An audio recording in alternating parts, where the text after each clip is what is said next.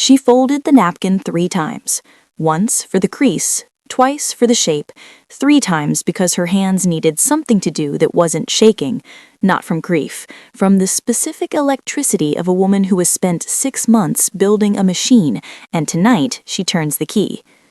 3 plates, 3 forks, 3 knives, 3 wine glasses, the crystal ones his mother gave them on their bonding night. She hadn't used them in 4 years. Tonight felt appropriate. Candles, his favorite meal, braised lamb with rosemary and roasted garlic potatoes. The kitchen smelled like a love letter, everything arranged with the precision of a woman who understands that details are weapons, and weapons must be loaded carefully. She checked the time, 6:47 p.m. He would be home by 7. He was always home by 7 on Thursdays because Thursday was their night, date night, the one tradition from their early years that survived the slow erosion of everything else. He never missed Thursday. She found that amusing now. He never missed the night he dedicated to his wife. He just forgot to mention the other 6.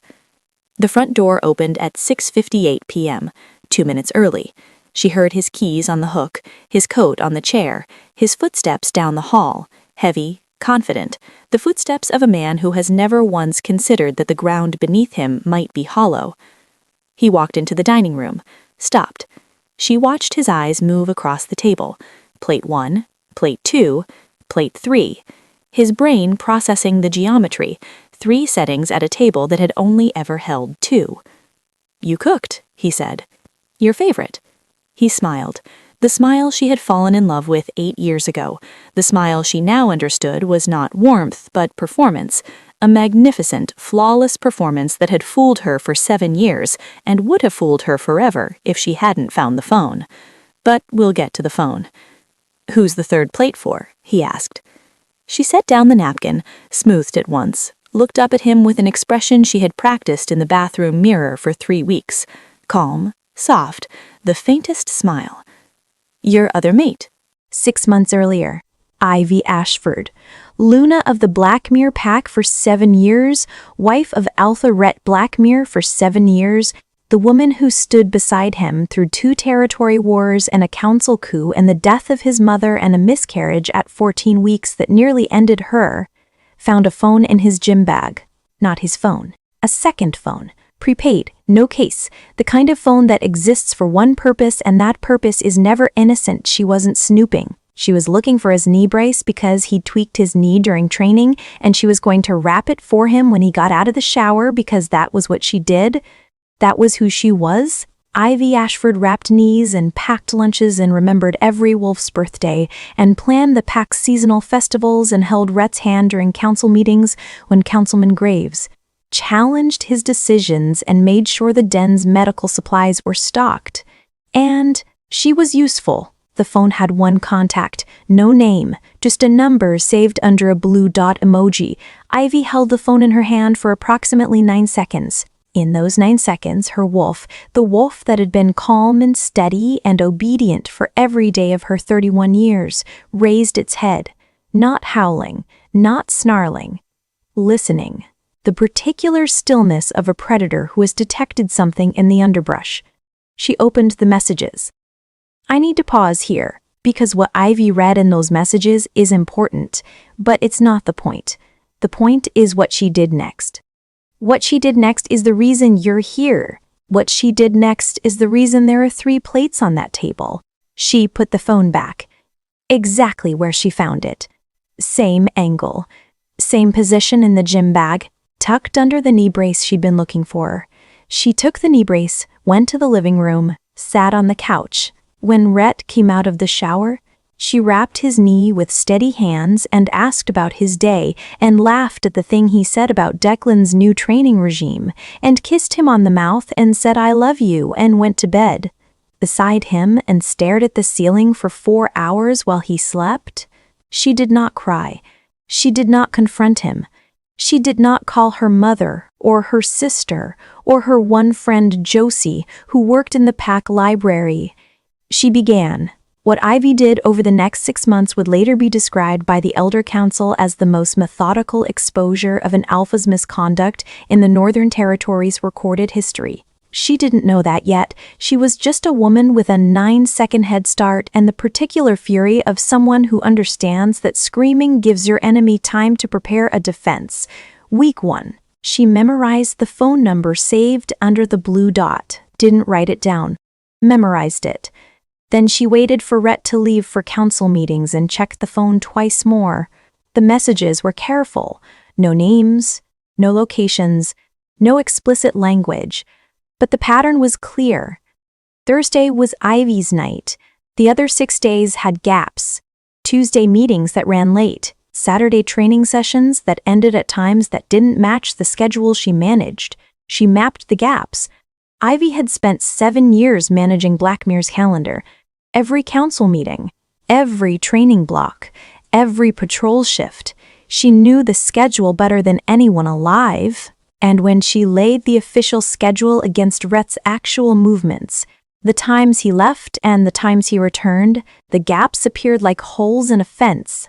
Tuesday, 90 minutes unaccounted for. Saturday, 2 hours. Some Mondays, 1 hour. The gaps had a frequency, a rhythm. The rhythm of a man who had integrated deception into his routine so seamlessly that it moved with his life like a second pulse. Week 3. She followed him. Not physically. She wasn't stupid. An alpha would smell his Luna, tracking him within half a mile. She followed him financially. Rhett's personal account, which she had access to as Luna, because PAC finances required dual oversight, showed cash withdrawals. Not large. Not suspicious individually. But she wasn't looking individually. She was looking at patterns. $200 every Tuesday, $300 some Saturdays, a recurring transfer to an account she didn't recognize, monthly, $800 for 11 months. 11 months. He'd been doing this for 11 months. She'd found the phone at month 5. The financial trail went back to the beginning. She did the math. The withdrawals totaled just under $14,000 over 11 months. Not enough to trigger any alert in the PAC's financial system. Just enough, spread thin enough, hidden well enough that no one would notice unless they were specifically looking. No one was specifically looking. Until her. Month 2. She called Josie Farren, PAC librarian, 41, a woman with wire-rimmed glasses and a photographic memory for documents and the particular moral clarity of someone who has spent 20 years organizing other people's records and has opinions about how people should organize their lives. Josie was the only wolf in Blackmuir who Ivy trusted with absolute certainty. Not because they were close, they weren't, not really. Because Josie had a quality that Ivy had learned to value above friendship, Josie could not be bought.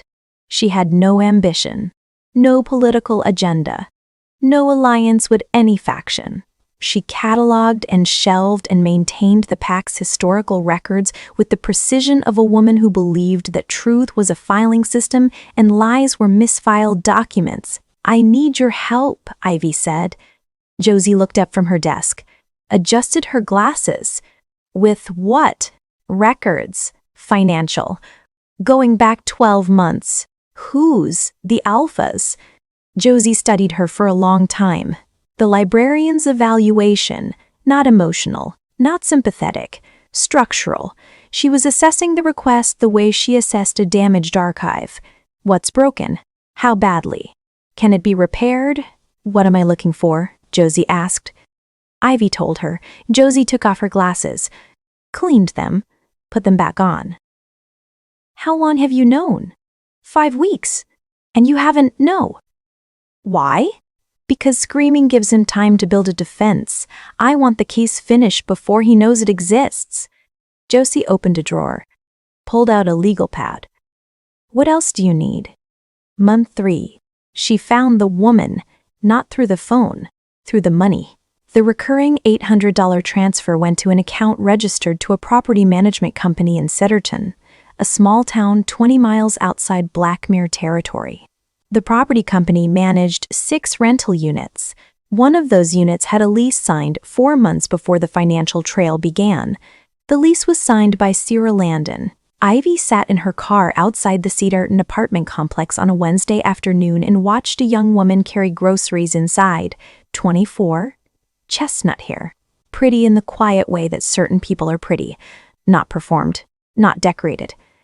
Just a face that happened to be arranged in a way that made you look twice. Omega. Ivy could tell from across the parking lot. The posture, the way she checked her surroundings before unlocking her door. The small body language of a wolf accustomed to being smaller than the world around her. Ivy did not feel rage. She expected rage, had prepared for it, had driven to Cedarton with her hands tight on the wheel and her wolf piecing and her jaw set for the impact of seeing the woman, her husband. She didn't feel rage. She felt something worse. Recognition. Sarah Landon looked like her. Not exactly. Not a copy. But the same type, same build, same quiet energy, same Omega carriage, the same kind of woman, steady, warm, the kind who remembers how you take your coffee. Rhett had a type, and the type was the woman he'd married. Just younger, newer, unburdened by 7 years and a miscarriage and the slow grinding weight of being useful. Ivy drove home, cooked dinner, wrapped his knee, said I love you, and began phase 2. Phase 2 was Josie's idea. If this is just an affair, Josie said, you take it to the council and they slap his wrist and recommend counseling and nothing changes. Alphas cheat. The system protects them. That's how it works. Josie pushed her glasses up. But if there's a pattern, if this isn't the first time, the Elder Council has a different protocol. Systematic misconduct. It's not a slap on the wrist, it's a fitness review. And a fitness review can end an alpha's title. Ivy looked at her. You think there were others. I think, Josie said carefully, that a man who builds a financial system this clean on his first affair is a man who is practiced. They found them. Not 2, not 3, 7. 7 women over 7 years, 1 for every year of the marriage. Josie pulled the records, financial, travel, calendar discrepancies, the PAC's historical logs, border crossing records, fuel reimbursements, overnight travel authorizations, the paper trail of a man who had been conducting 7 separate relationships with 7 separate Omega women across 4 territories while maintaining a flawless performance as a devoted husband and capable alpha. Each woman received the same treatment, an apartment, a monthly stipend, cash gifts on visits. The relationships lasted between 8 months and 2 years before ending. Always on his terms, always quietly, always with a final payment that Josie labeled in her notes as severance. Ivy read the files in the library at 2 a.m. while Josie organized them by date. 7 women, 7 Omegas. And the detail that turned Ivy's blood to ice, every single one of them had been told the same lie. My Luna died 2 years ago. Complications from a pregnancy. I don't talk about it. The PAC doesn't know I've moved on. I need to keep this private out of respect for her memory. 7 women, same lie, word for word. He hadn't just cheated, he had killed her. Narratively, repeatedly. He had used her miscarriage, the worst night of her life. The night she bled on a bathroom floor while he held her hand and said, I've got you, as the origin story of a dead wife he could resurrect every time he needed a sympathy card. She didn't die from the pregnancy. But in his version, the version he told 7 women to make himself a tragic widower instead of a liar, she did. He turned her worst night into his best pickup line. Josie found Ivy in the library bathroom, on the floor. Not crying, shaking, the full-body tremor of a woman whose grief and fury had exceeded her body's capacity to contain them and were now expressing themselves through physics. Josie sat on the floor beside her. They didn't speak for 20 minutes. Then Ivy said, I want all 7. Josie said, I'll find them. It took 3 months. 3 months of Josie tracking down 7 women across 4 territories. 3 months of Ivy maintaining the performance, the dinners, the knee wrapping, the I love yous, the Thursday nights, the schedule management, the festival planning, the medical supply inventory, the daily architecture of being Luna, while knowing that every brick was placed on a foundation of ash. She contacted each woman herself, drove to their towns, sat in their living rooms, introduced herself with words that detonated like controlled explosions. My name is Ivy Ashford. I'm Rhett Blackmer's wife. I'm alive. 4 of them cried. 2 went silent. 1, the first, the woman from year 1, said I knew. I always knew. He wasn't good enough at the lie yet. But I wanted to believe him, so I did. Ivy didn't judge them, any of them, because she understood. With the blinding clarity of a woman who had spent 7 years believing the same man, that the lie wasn't about intelligence, it was about hope. Each of these women had wanted what she had wanted, a mate, a bond, a man who chose them, and Rhett Blackmer was exceptional at making women feel chosen. It was his gift. The way healing was a gift. The way tracking was a gift. His gift was making a woman feel like the only person in the world while maintaining 6 others on rotation. She asked each woman the same question. Will you sign a testimony? 6 said yes. The 7th? Sarah Landon, the current one, the one who still believed the lie, Ivy hadn't contacted yet. She was saving Sarah for the table. Back to the dining room, 3 plates, candles, the crystal glasses, your other mate. Rhett's face did 4 things in 2 seconds. Confusion, calculation, the micro-expression of a man running through every possible interpretation and selecting the one that required the least damage control. He laughed.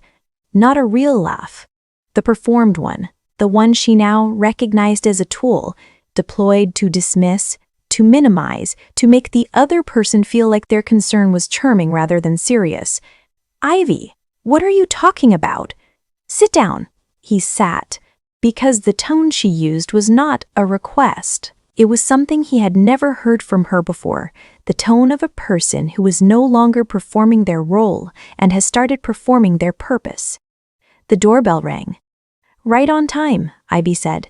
She stood, walked to the front door, opened it. Sarah Landon stood on the porch. She was shaking, not from cold, from the particular terror of a woman who had received a phone call 2 hours ago from a stranger who said, My name is Ivy Ashford. I am Rhett Blackmer's wife. I am very much alive.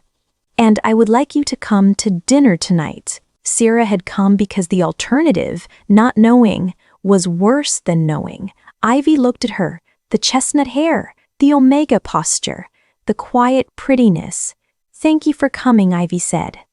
She meant it. Come in. Sarah entered the dining room and saw Rhett, and Rhett saw Sarah, and the temperature of the room dropped by approximately 15 degrees. He stood, fast, the chair scraping back. Ivy, what is this? Sit down. He sat, because something in her voice had changed again, a frequency he couldn't identify, couldn't override, couldn't charm his way around. Sarah, Ivy said, please sit. Sarah sat in the 3rd chair, the one with her place setting. Her hands were in her lap. She was looking at Rhett with an expression Ivy recognized because she had felt it herself, the expression of a woman watching a story she believed in collapse in real time. You're alive, Sarah whispered, looking at Ivy. I am alive. I have been alive for our entire marriage. I did not die from a pregnancy complication. I had a miscarriage 4 years ago. It was the worst night of my life. My husband held my hand and told me he had me. And then he used that night, the bleeding in the hospital and the grief, as a story he told you so you would sleep with a married man without guilt. Sarah's face crumbled. Not performance. Real. The genuine collapse of a woman who has just discovered that the foundation she built on was not just unstable, but fictional. He told me you were gone, Sarah said. His voice broke when he talked about you. He said the pack didn't know he'd moved on. He said he needed time. He says that to everyone, Ivy said. She opened a drawer in the sideboard behind her chair, pulled out a folder, set it on the table between the 3 plates. The folder was thick, labeled with dates. 7 tabs. Rhett stared at it.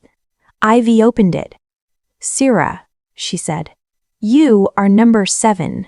She laid it out, name by name, year by year, the financial records Josie had compiled, the calendar discrepancies, the apartment leases, the monthly stipends, the identical lie.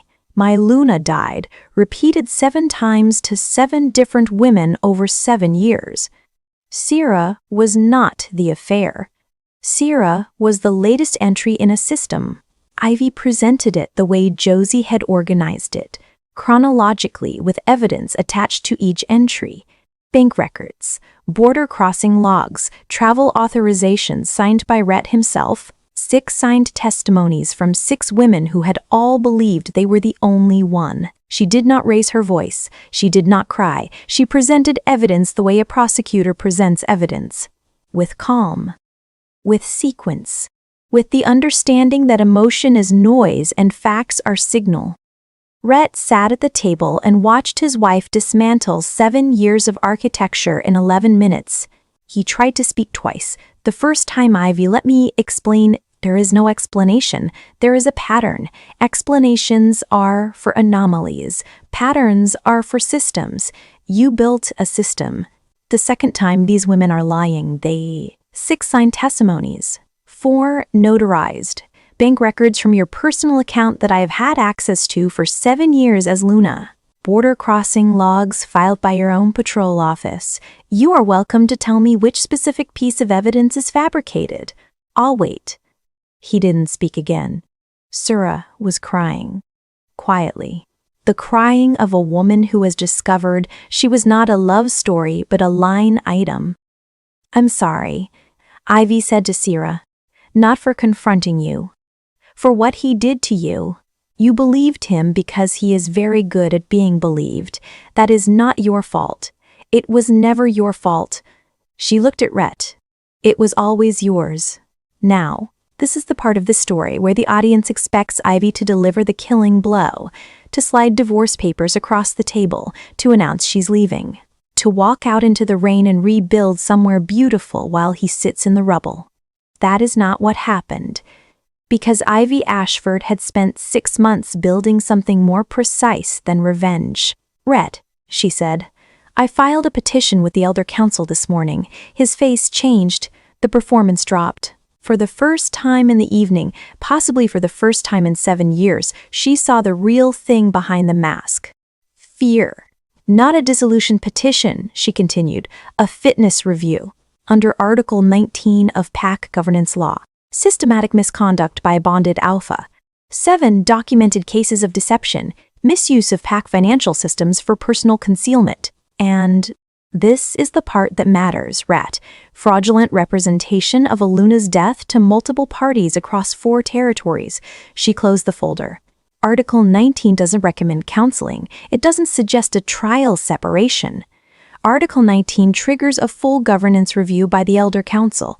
And if the council determines that the alpha has engaged in systematic conduct unbecoming of the title is revoked, Rhett said, his voice hollow.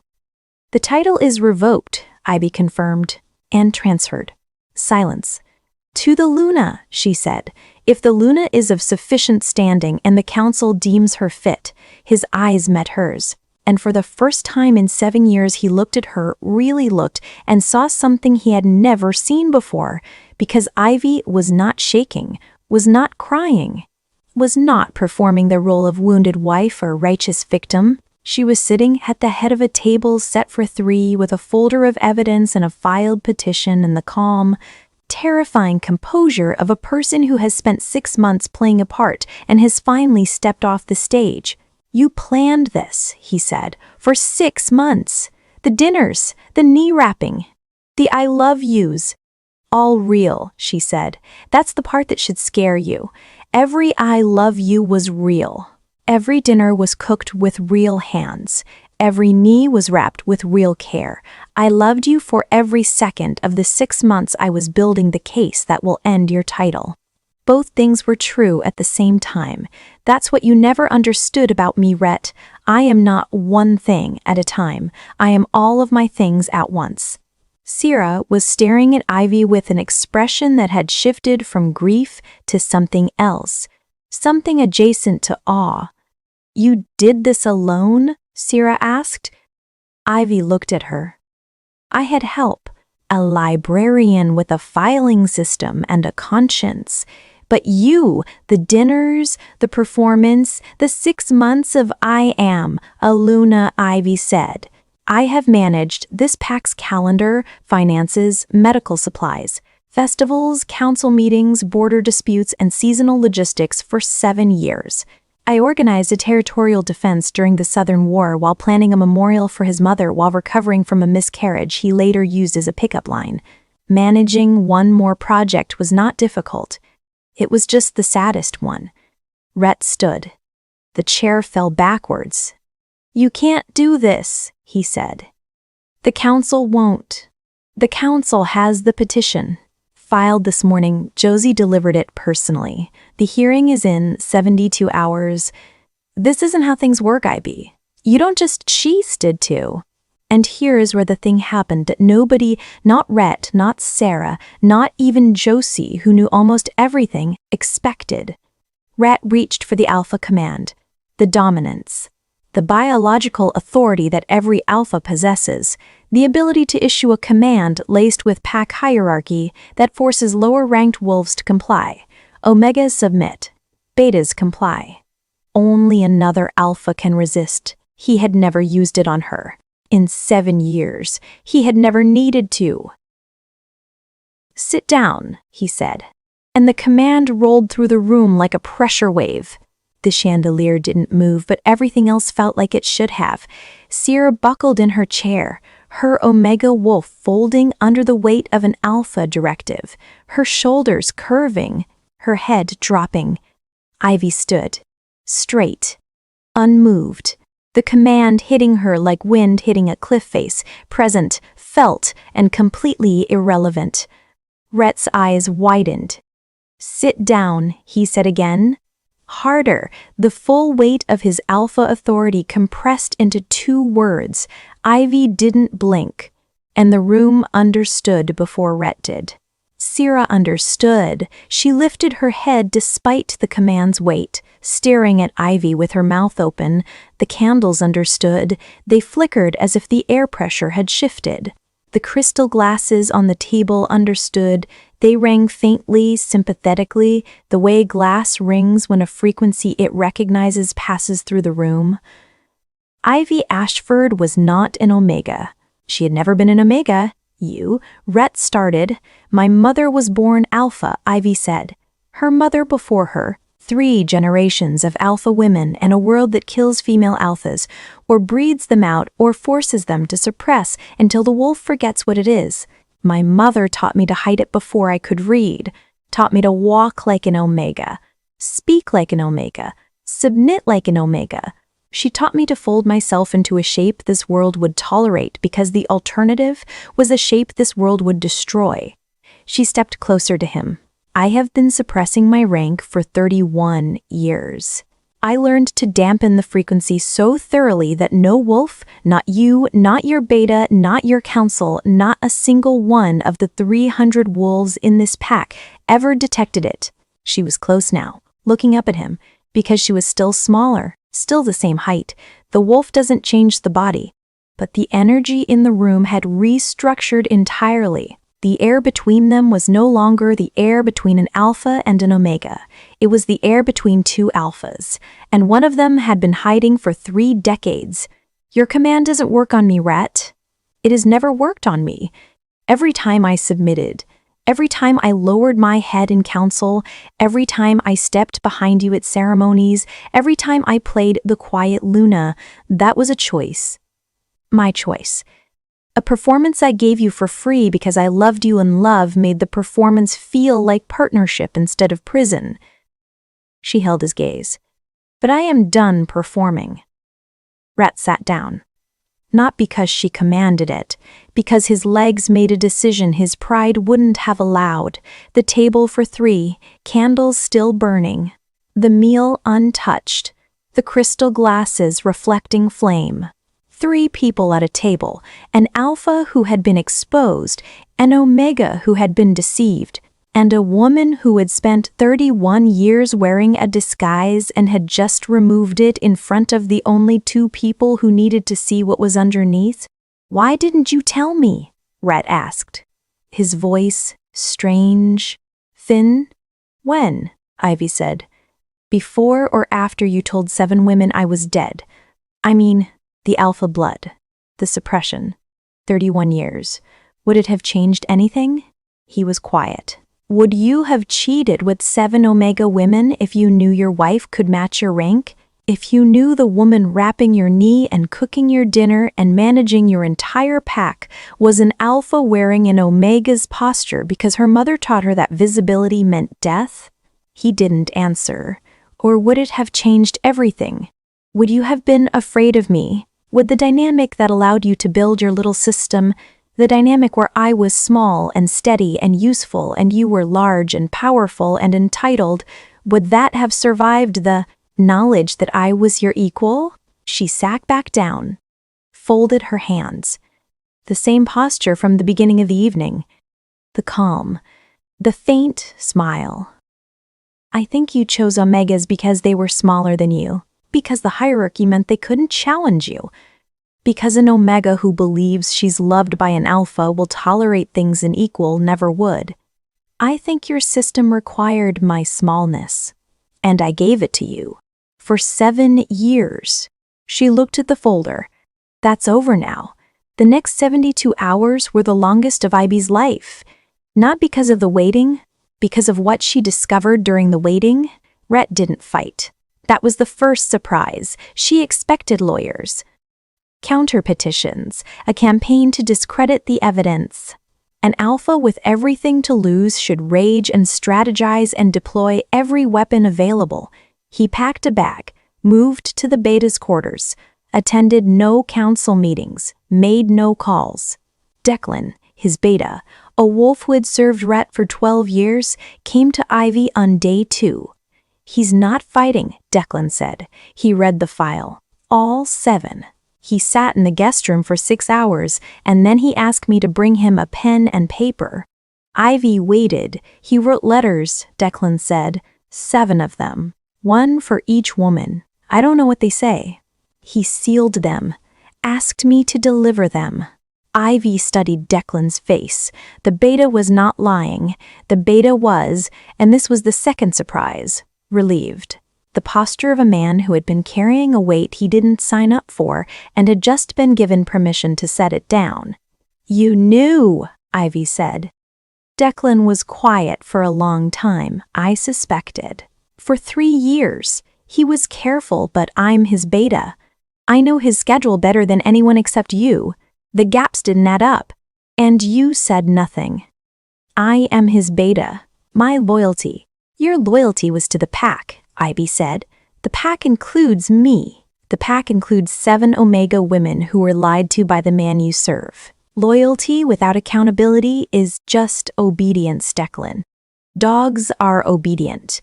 Betas are supposed to be more. Declan looked at the floor. You're right, he said. I know. He looked up. For what it's worth? The letters. He was crying when he wrote them. I've never seen him cry. Not at his mother's funeral. Not after the miscarriage.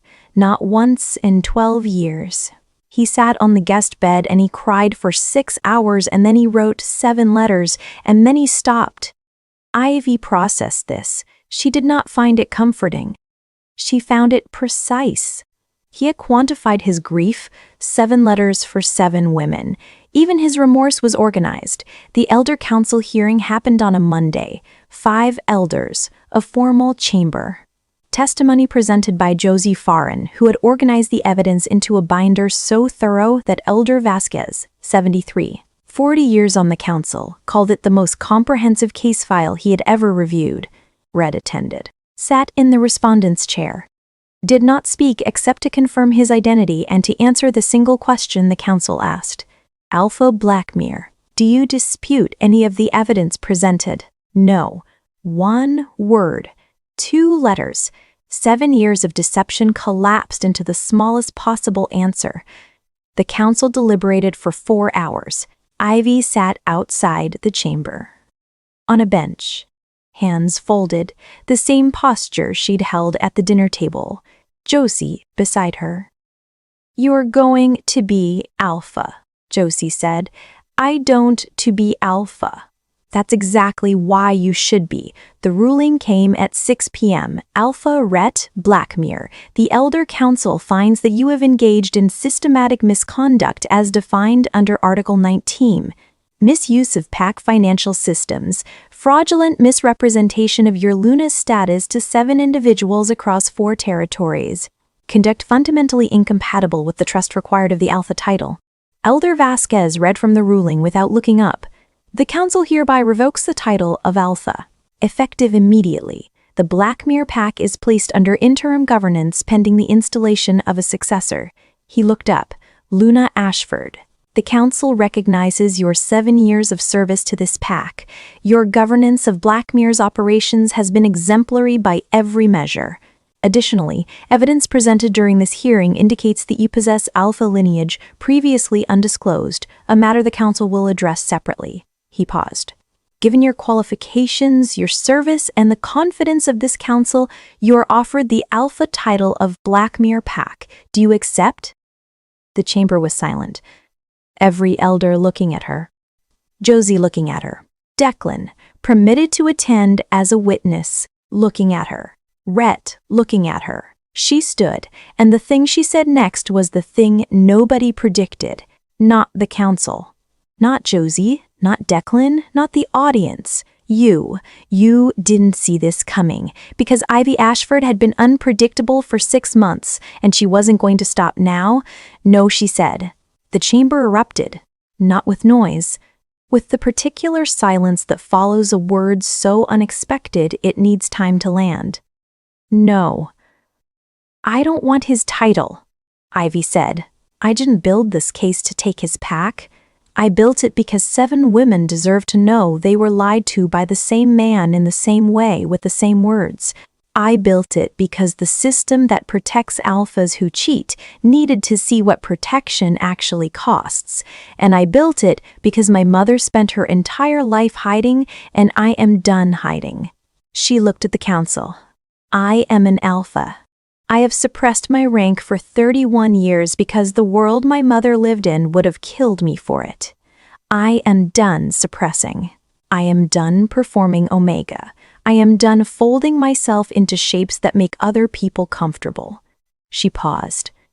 But I will not take a title that was built on a PAC I managed as someone else. These wolves know me as their Luna, their quiet, steady, useful Luna.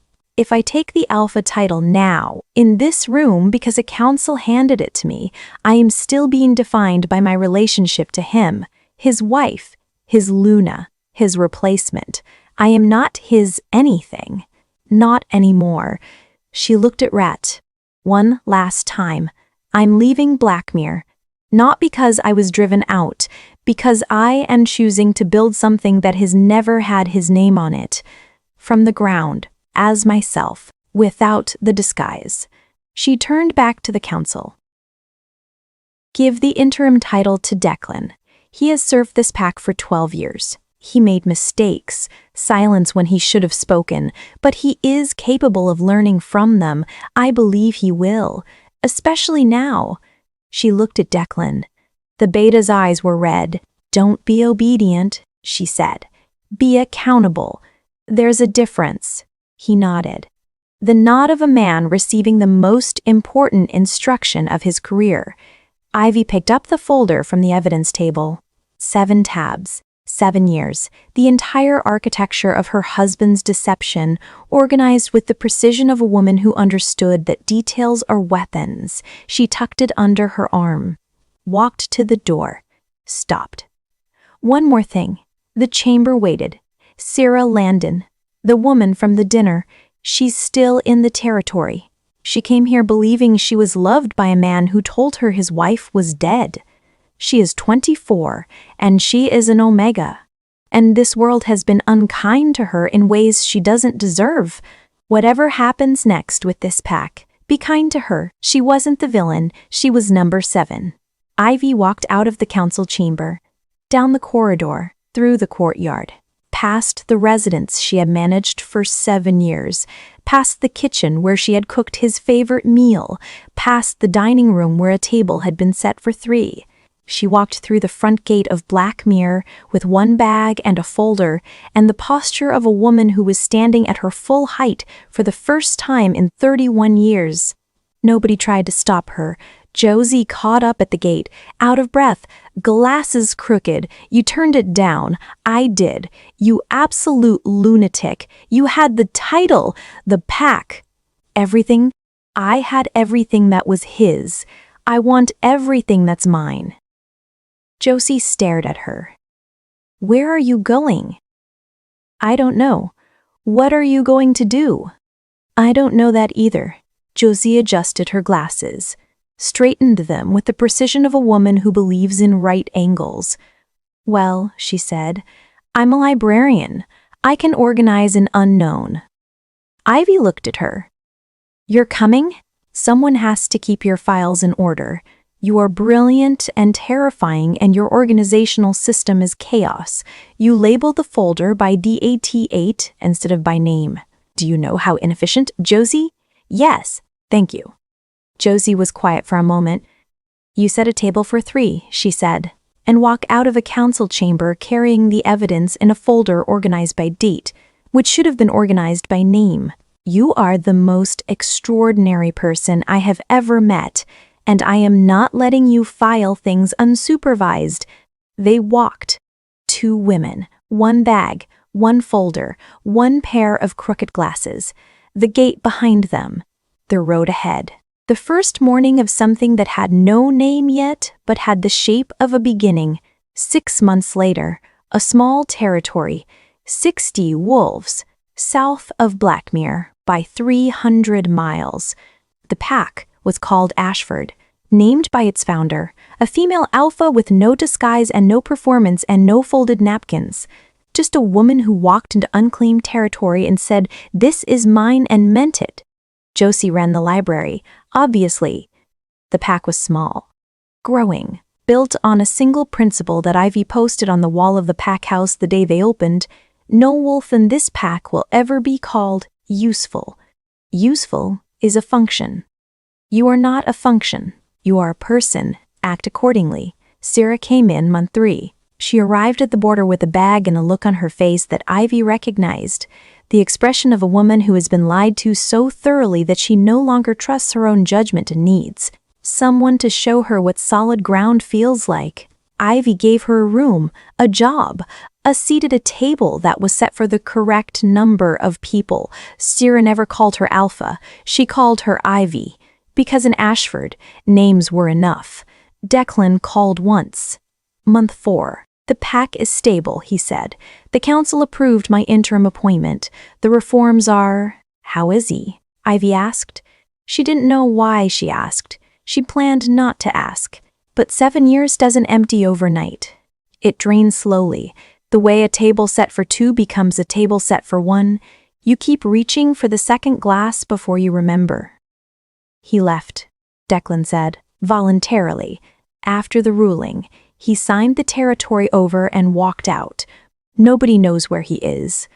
Silence. He asked me to give you something, Declan said, before he left. He said you would know what it meant. What is it? A napkin, folded 3 times.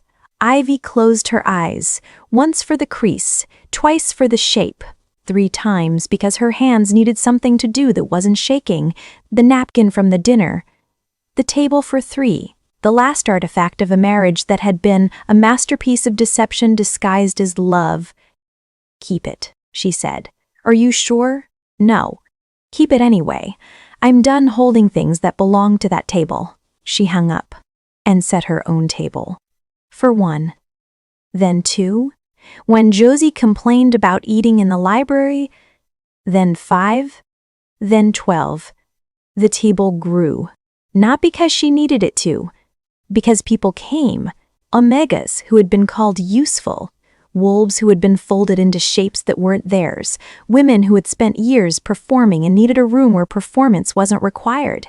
They came to Ashford, sat at the table, ate food cooked by an alpha who had spent 7 years cooking for a man who didn't deserve the salt. The food was better now. Everything was better now. Everything was better now. They say she set the table for 3 the night she found out. They're right, 3 plates, candles, his favorite meal, the crystal glasses from his mother. Every detail perfect, because details are weapons, and Ivy Ashford was the most dangerous woman in any room she entered, and no one ever knew because she had spent 31 years making sure they didn't. She sat at the head of that table and told her husband, "Your other mate is coming," and watched 7 years of performance collapse across his face like a building losing its foundation. She exposed 7 women, filed an Article 19 petition, watched the council revoke his title, was offered everything, the pack, the territory, the power. She said no, because the table she wanted wasn't his table. It was her own. In her own territory, with her own name on the wall, Ashford Pack. 60 wolves. A librarian with crooked glasses. An omega named Sierra who calls her Ivy. A rule on the wall that says, "You are not a function." She didn't take his kingdom. She built her own. And that is where we end tonight. If you are still here, if the napkin folded 3 times and the folder with 7 tabs and the alpha command that bounced off her like wind off a cliff face cracked something open in your chest, then hear this. You are allowed to stop performing.